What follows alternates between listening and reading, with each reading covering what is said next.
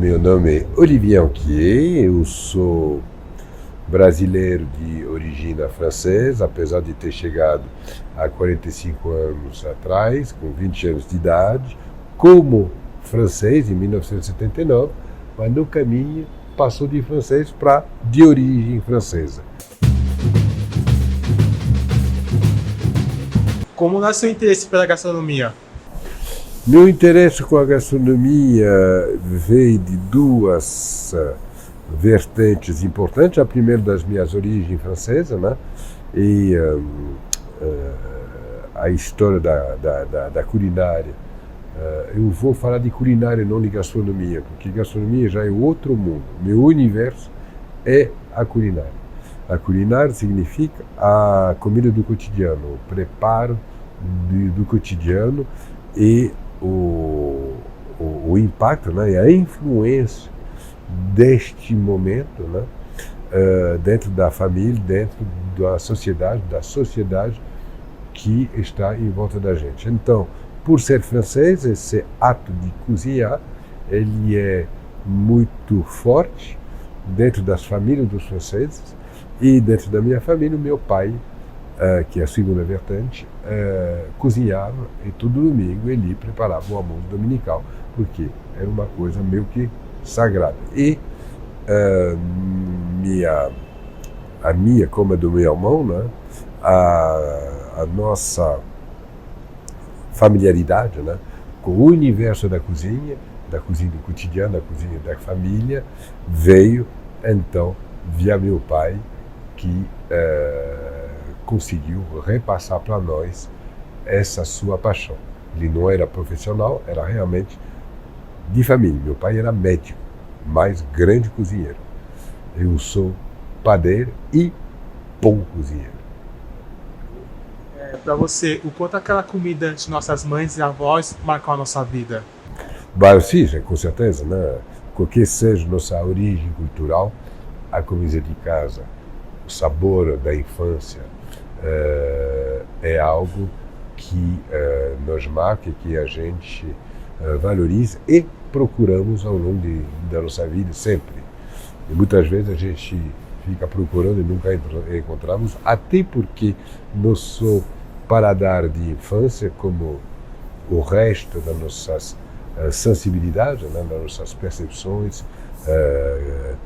evolua e nosso gosto evolui, fazendo com que o que a gente percebia de sabor quando criança, quando adulto, nosso paladar não reagir da mesma forma, nos impede, às vezes, de reencontrar aquela emoção dessa coisa de família. Mas que é importante, marca a gente e faz parte do nosso alicerce, não há dúvida nenhuma. Quando foi o seu início trabalhando em restaurante? O meu início em restaurante foi no primeiro restaurante que eu fiz na minha vida. 1989 foi a primeira vez. Eu estou mentindo. Eu já tinha trabalhado em restaurante, em cozinha, mas na lateral da cozinha, aonde se faz a louça. Com 16 anos, eu trabalhei um pouco numa cozinha de restaurante para lavar louça. Tá vendo? Então eu era lavador de louça no restaurante, isso com 16 anos de idade, no restaurante belga em Paris, na Praça da Opéra. E se não como cozinheiro, como responsável da feição dos pratos, foi no meu primeiro restaurante que eu construí em Jericoacoara, em 1989, o Aloha, que foi o primeiro restaurante da praia de Jericoacoara. Antes do Aloha, a praia estava absolutamente deserta de restaurantes. Não tinha um negócio de restaurante. Hoje não tem um grão de areia, porque só tem restaurante em pousada. Pode citar algumas dificuldades que enfrentou ainda jovem? A dificuldade que eu enfrentei,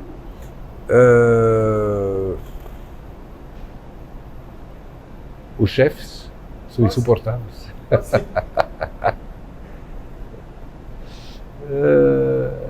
Com certeza. Até hoje. Meu problema só é com os chefes. Os chefes são pessoas bem difíceis, tem muita personalidade. E então tem que saber se dar com eles. Eles têm um poder, né? E não todos sabem utilizar o poder deles, então às vezes às vezes é complicado. Mas se fosse fácil, todo mundo faria. Eu acredito que todas as suas profissões têm algumas particularidades assim, e a gente contorna a partir do momento que a gente, com autenticidade, desejamos fazer parte deste universo. Existem opiniões na internet que normalizam e repudiam as broncas MasterChef e outros realities gastronômicos. O que pensa dessa discussão? Então, o que eu acho dessa discussão é o seguinte: televisão é espetáculo. Cada um tem uma maneira de se colocar e de aproveitar a magia que a televisão ou a internet pode drenar, pode puxar. Eu, por ser também do universo da televisão, e inclusive já tendo trabalhado em reality tipo essa que você citou, mas que era no outro canal, no SBT, e era de idosos, esse programa se chamava Bake Off, cada emissora, cada apresentador, cada tipo de programa tem uma maneira bem específica, própria, de justamente se comunicar para provocar a atenção do telespectador ou do internauta que está visualizando aquilo que está sendo apresentado.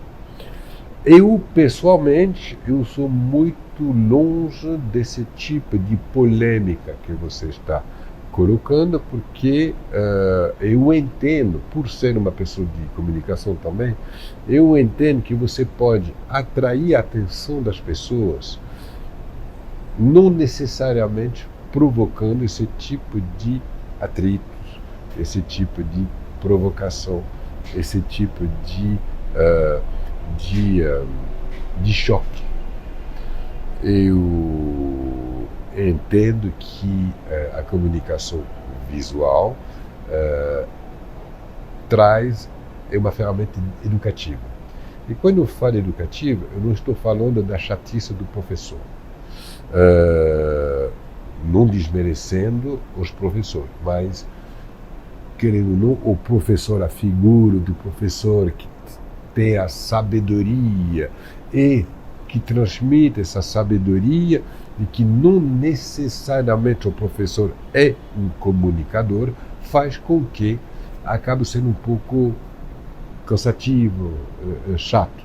Na televisão, as pessoas estão na televisão ou na internet, as pessoas estão na casa deles, né? E então, quando começa a ficar chato, aperta o botão, muda e passa para outra coisa. Eu considero que não necessariamente a provocação, esse atrito que pode existir é o único jeito de segurar as pessoas. Você pode segurar as pessoas pelo conteúdo e a maneira que você transmite o conteúdo de tal forma que seja prazeroso e emocionante. Portanto, essa que você descreveu aqui agora não é minha praia. Eu não condeno, é uma maneira de comunicar, mas com certeza minha não é. Tem pessoas que glamorizam o trabalho numa cozinha, né? Mas qual a realidade por trás que as pessoas não imaginam? Então, a glamorização da cozinha, eu fiz parte disso. Eu faço parte disso.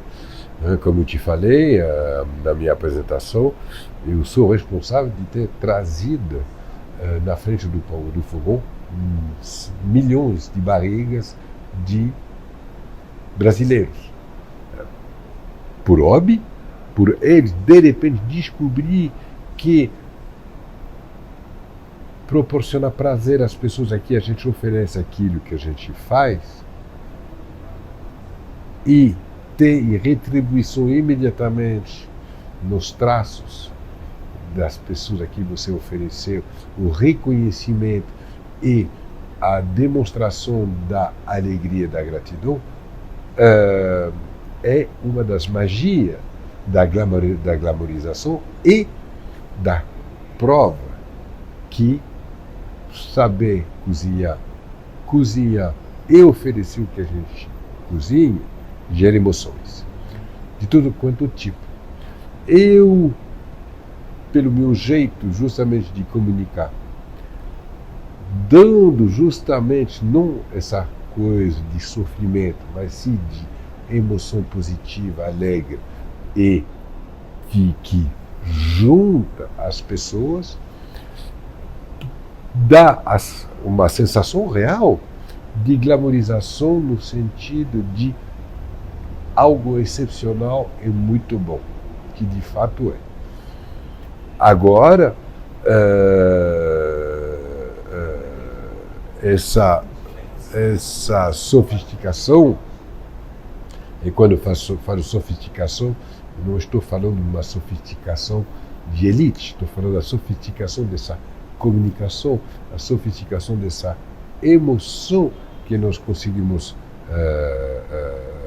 criar, faz com que, quando você domina isso, de fato, você ganha um reconhecimento das pessoas que você emocionou, que pode e que inevitavelmente e inegavelmente levanta o seu ego. E esse levantamento de ego que quem sabe administrar fica bonito de ver, que não sabe fica chato. O quão importante é o debate sobre a saúde mental em um ambiente de tanta pressão como é em restaurante? Então, a pressão, você sofre a pressão em tudo quanto é lugar, em tudo quanto é momento, não é específico a restaurante. A partir do momento, é aquilo que eu estava comentando um pouco antes, o ser humano é um bicho complicado, né? E quando ele tem poder, não necessariamente ele sabe administrar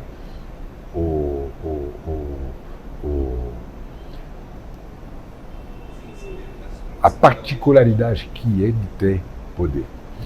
E muitas vezes, a maioria inclusive não sabe utilizar isso de uma forma adequada, dando abertura a excesso e, efetivamente, a tensões inúteis.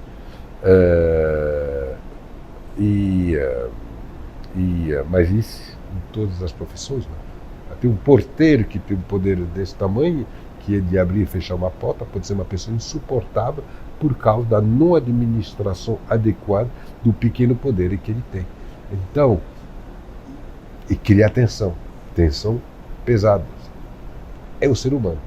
Então, não é exclusivo a culinária.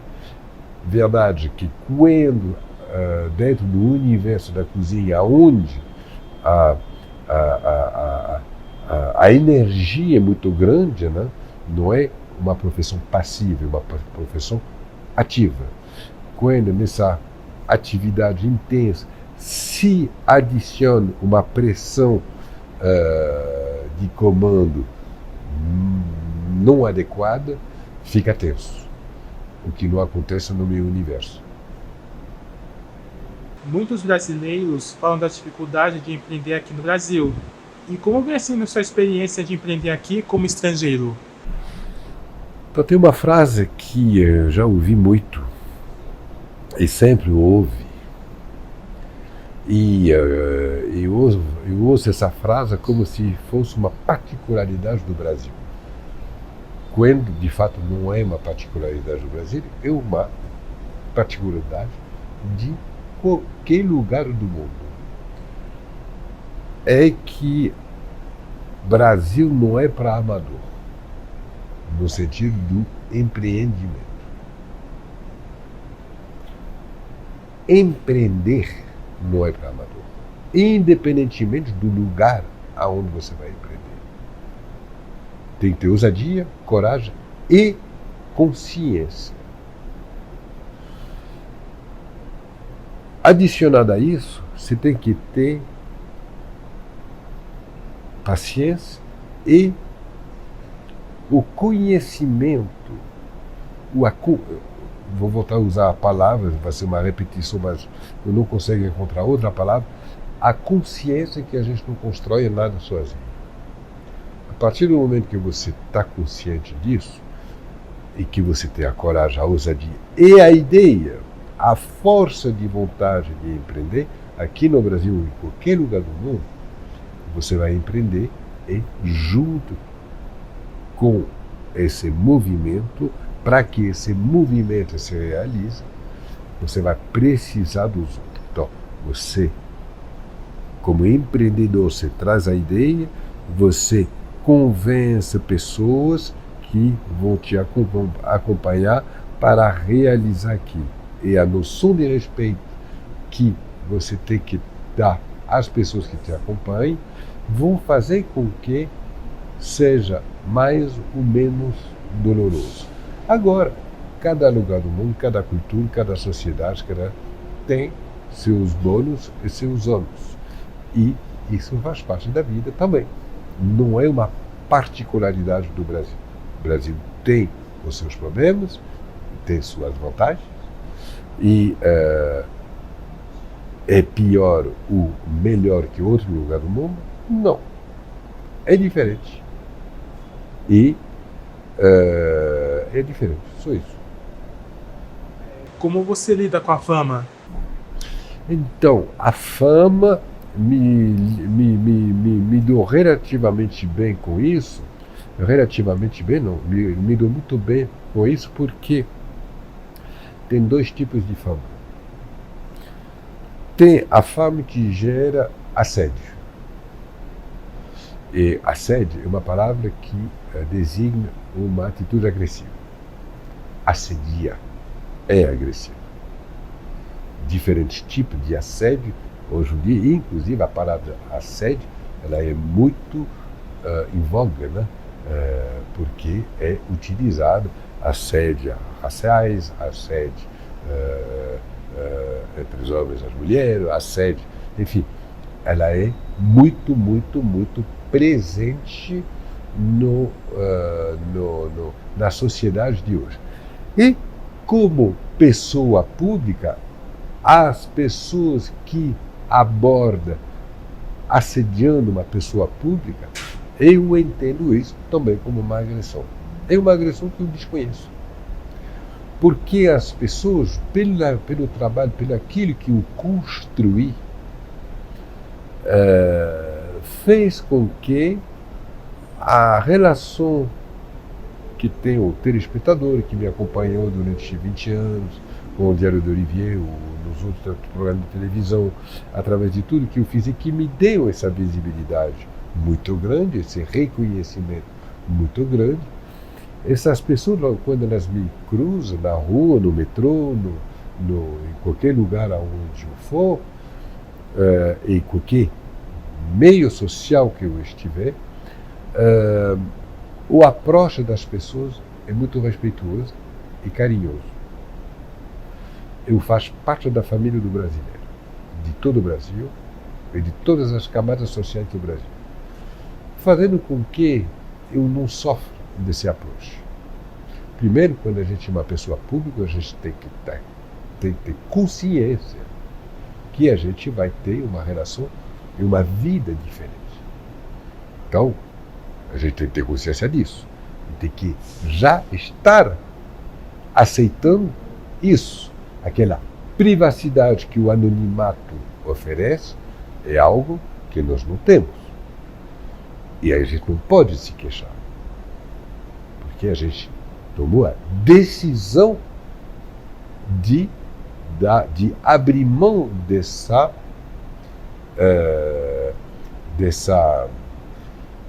realidade que não é mais a nossa. Portanto, isso assumido e respeitando as pessoas que eu admiro, você, acredito eu, o que é o meu caso, administra muito bem. Eu não tenho problema nenhum. E principalmente, como eu não sou ator, eu não represento personagens, bom ou ruim, né? O malvado da novela, eu sou o que você vê aqui, eu sou o mesmo, tal. O que as pessoas viram na televisão, passando uma coisa do bem, que é sempre o mesmo personagem, no caso eu mesmo, e que depois me encontro na rua, e isso faz com que realmente eu adquiri algo de diferente, eu faço parte da família. Então, a sede eu desconheço. Como a sua vivência no Brasil influenciou na sua visão de mundo e de culturas diferentes? A minha visão da vida é que a vida é uma... Não é todo mundo que tem consciência que ao longo de todas as nossas vidas nós estamos e nós devemos invadir territórios, tudo quanto tipo de territórios possíveis, emocionais, profissionais. A gente tem que invadir territórios, só que tem que saber invadir esses territórios culturais, tem que saber invadir os territórios, como também em recíproca, tem que saber ser invadido nos seus territórios. E essa troca gera o enriquecimento.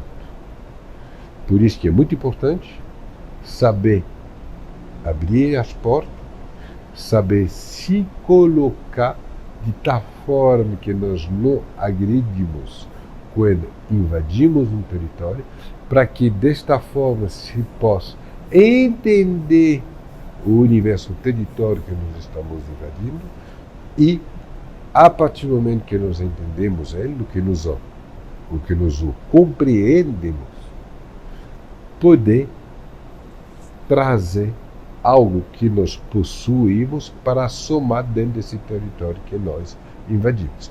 E da mesma forma, no sentido inverso, saber deixar a porta aberta para que você seja invadido no seu território e que, desta forma, você acabe adquirindo as particularidades, os conhecimentos, os pensamentos, os comportamentos dessas culturas, desse universo que vem te invadir. É assim que há a elevação, o crescimento da nossa mente. Tem algum prato nosso em que ao olhar já pensa, o Brasil está aqui? Sim, sem dúvida.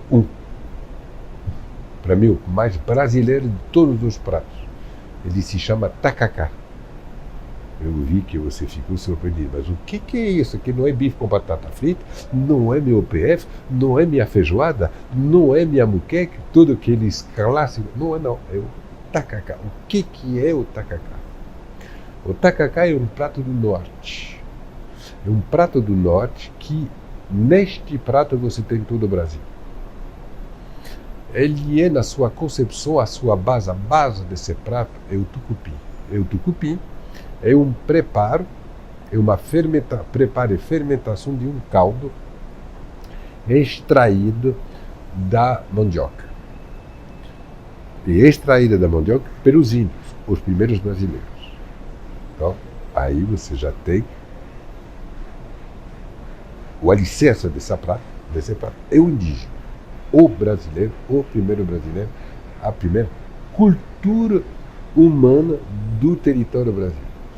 Nesse caldo meio amarelo, tucupi, amarelo, e é amarelo, a fermentação da mandioca deixa esse caldo amarelo, dentro está,